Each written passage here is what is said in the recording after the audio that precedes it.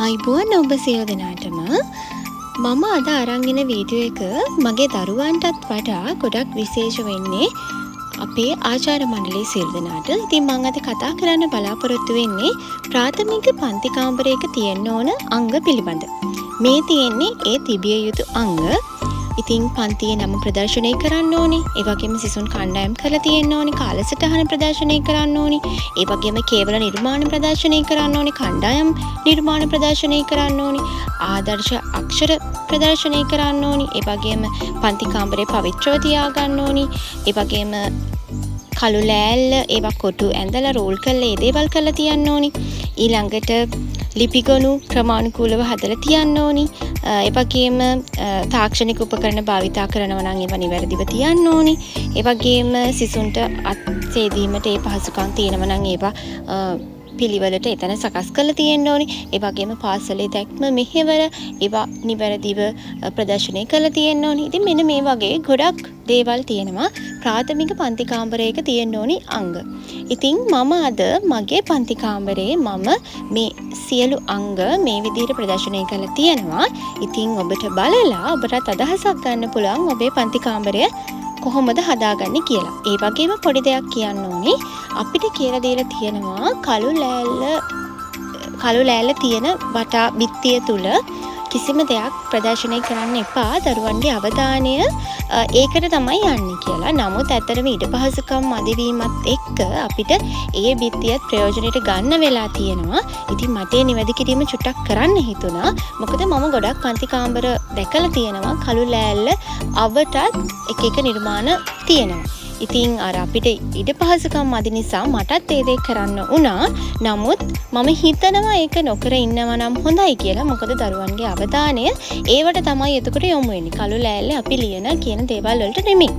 ඉතින් ඉඩ පහසුකම් වැඩියෙන් තියන අය ඒ අවට බිත්තිය මොකුත් අලවන්නේ නැතුව තියාගන්නව නම් ගොඩක් හොඳයි කියලා මට හිතෙනවා. ඉතින් බලන්න මගේ පන්ති කාමරේ බලලා පුංචි අදහසක් ගන්න.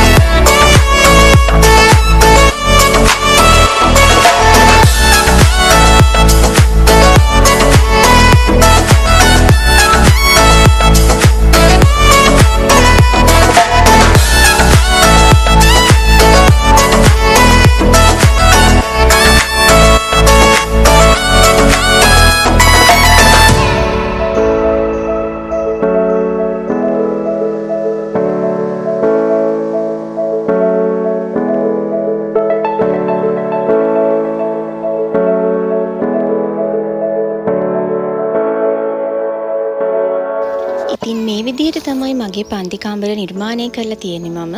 ඒ සියලු අංග ප්‍රදර්ශනය කරමින් මම ඊළඟ වීඩියෝ එකේදී අපි ප්‍රාථමික පන්ති කාමරයක තියාගන්න ඕනේ අත්‍යවශ්‍ය ලේඛන ගැන මම පුංචි වීඩියෝ එකක් කරන්නම්.